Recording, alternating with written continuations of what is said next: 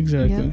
And even now, you know, it's not like it only was limited to being all of that in the past, but even now, you know, where we're sitting used to be the Rondo Ballroom, you know, where famous people like Richie Valens would perform.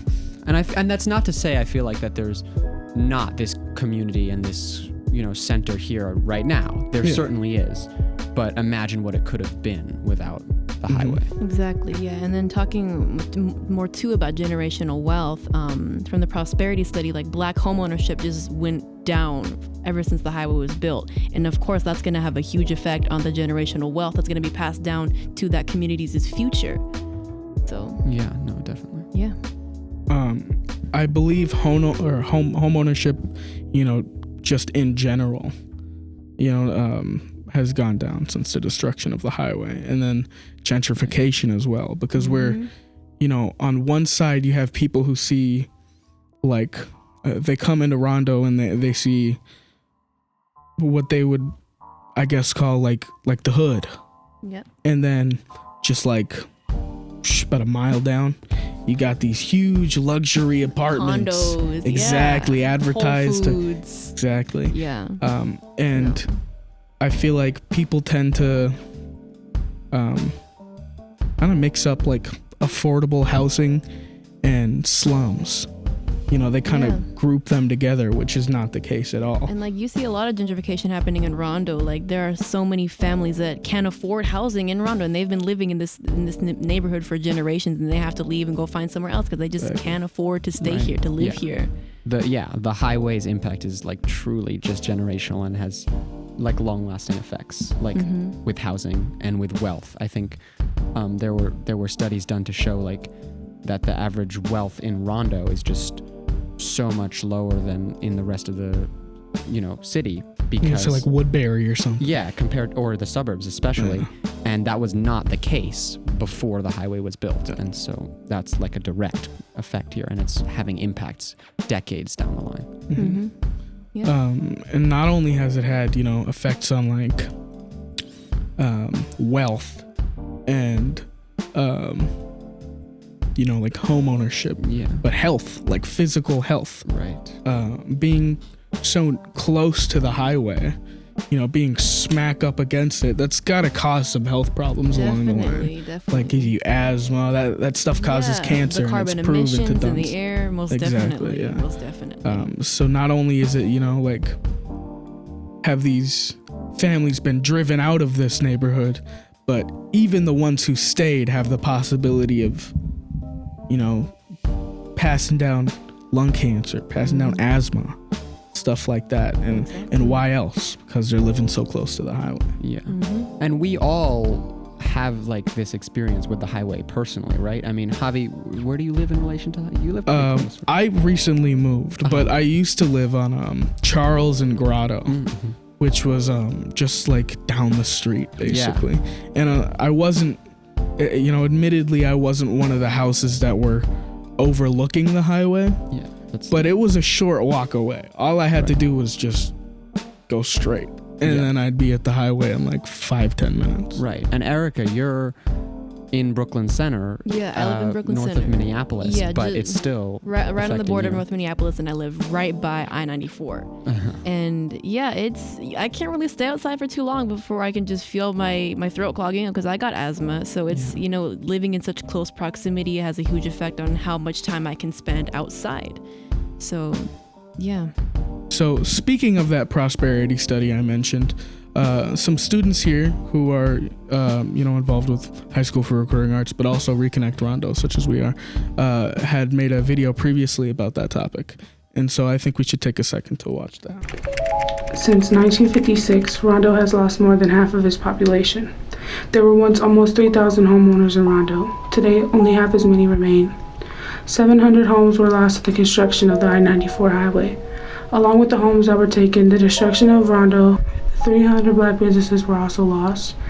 As a result of the destruction of Rondo, the wealth gap between blacks and whites living in Minnesota increased. It is estimated that $157 million in revenue for the black community have been stripped between 1956 and 2018. Today, the average Rondo resident cannot afford to buy a home in the Rondo area. The wealth that has been lost by the African Americans in the Rondo community between businesses and homes was critical to the progression of the Black community in Minnesota. This money could have gone to pay for college degrees and starting more Black-owned businesses, increasing the overall being in the Black community to the present day. The destruction of Rondo by I-94 resulted in a loss of equity and homes that could have been curated at a total of $157,150,000 in generational wealth for Blacks by the year 2020. That means since 1958, these houses generated full equity twice. This inheritance could have paid for 4,800 four-year college degrees. At the time, one house was worth 7 college degrees. According to the 1980 census, the 700 Rondo homes could have provided degrees for more than half of all 18-year-olds in Ramsey County, or for every Black child between the age of 10 and 24. Currently, the income opportunity gap in Rondo North compared to the surrounding Twin Cities area is nearly $99 million per year. If Rondo South was included, that gap would reach almost $147 million per year. While this is a great loss for the Rondo area, it is also an opportunity to restore hope in the community and provide equity that was once lost through the building of a land bridge. It also gives way to another opportunity for improved quality of life for the overall Black community of Rondo through Black business ownership, as well as parks, recreational centers, and cultural events.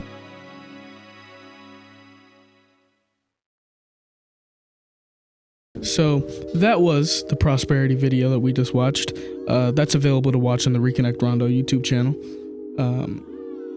Yeah, I mean, just watching that video, it's like, it's just crazy, like how many homes were destroyed, businesses were destroyed, but I mean, through all of that, just the amount of destruction that was caused by the highway, so countless homes and businesses just weren't able to survive it.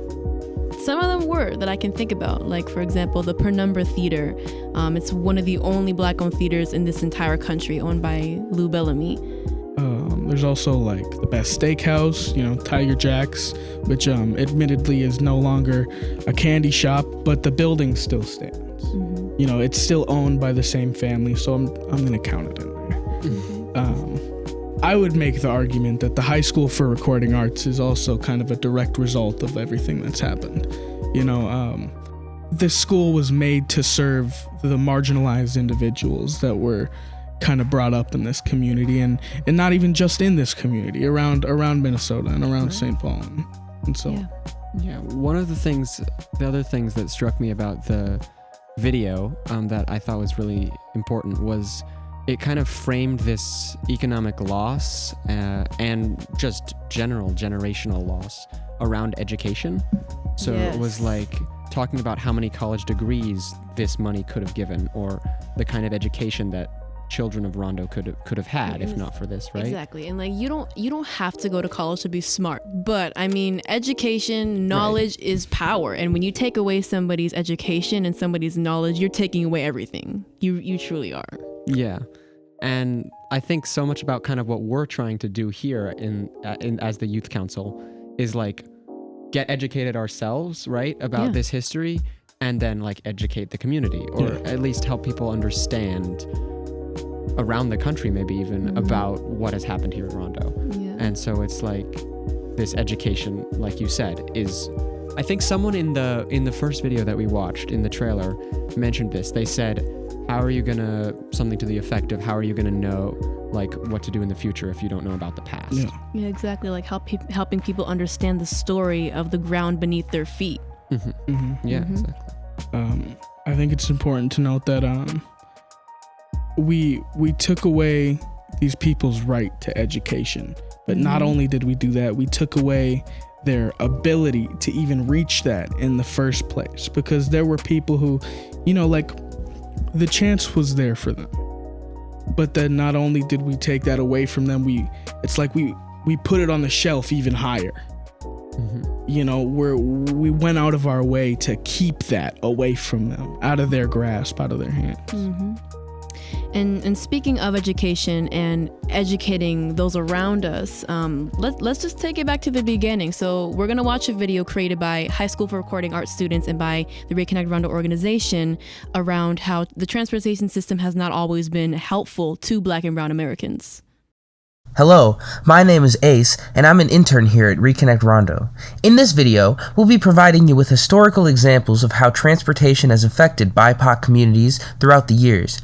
After a brief history lesson, we'll also be taking a look at how transportation investment, urban renewal, redlining, and restrictive covenants impact BIPOC communities today. Let's get started, shall we? Over the last 200 years, transportation has not only opened doors of opportunity, but it has also brought devastation and terror to millions of residents within BIPOC communities.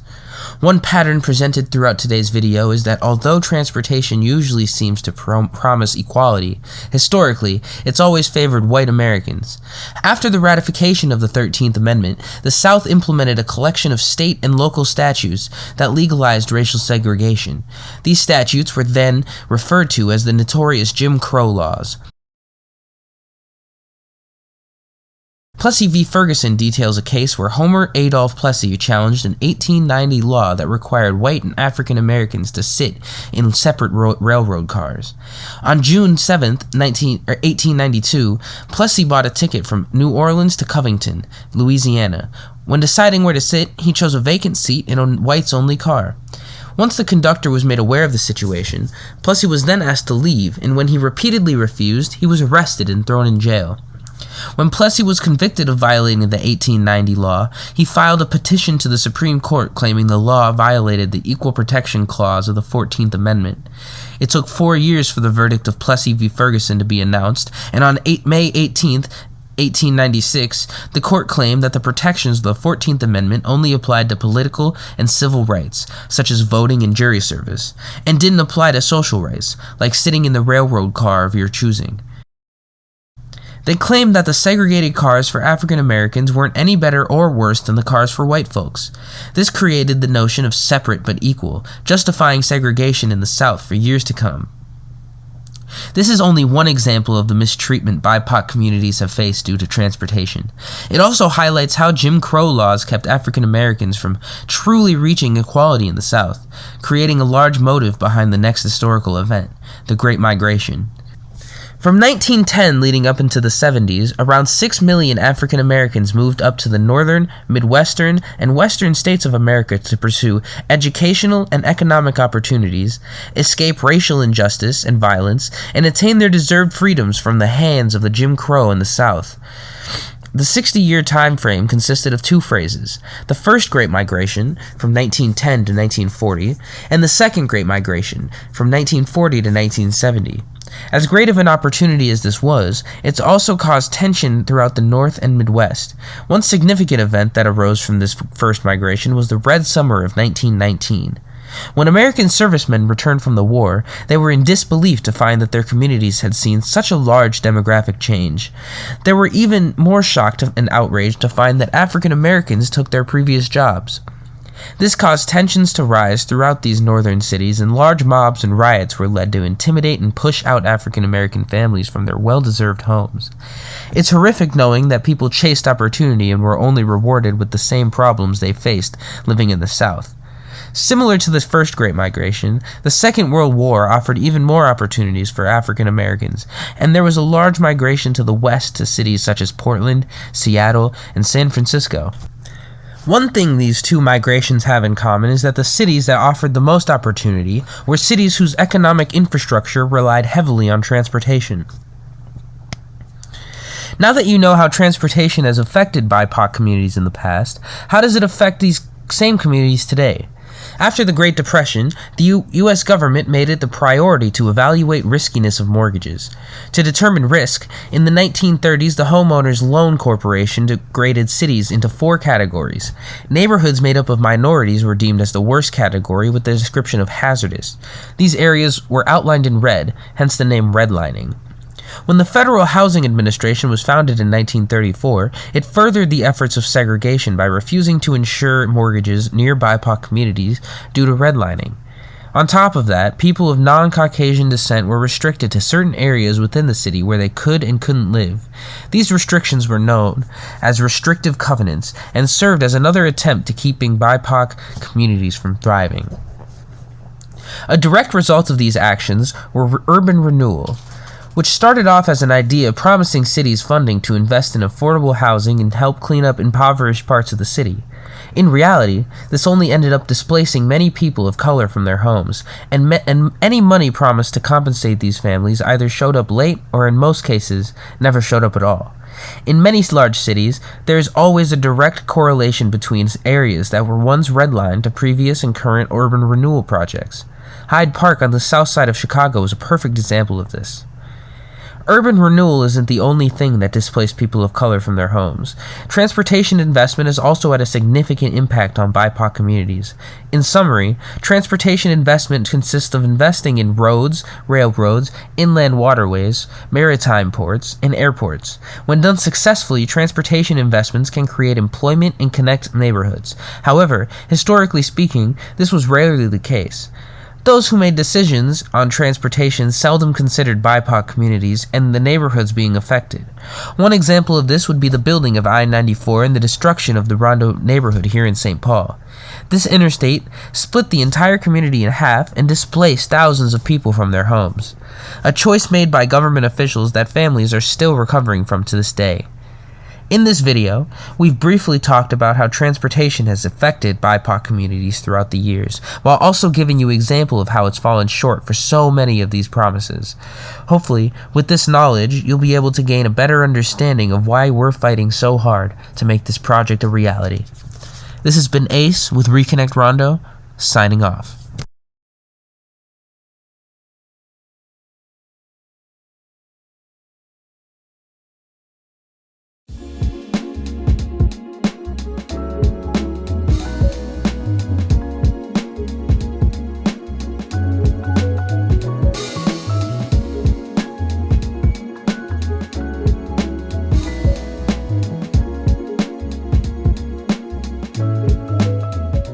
Thank you for watching our podcast.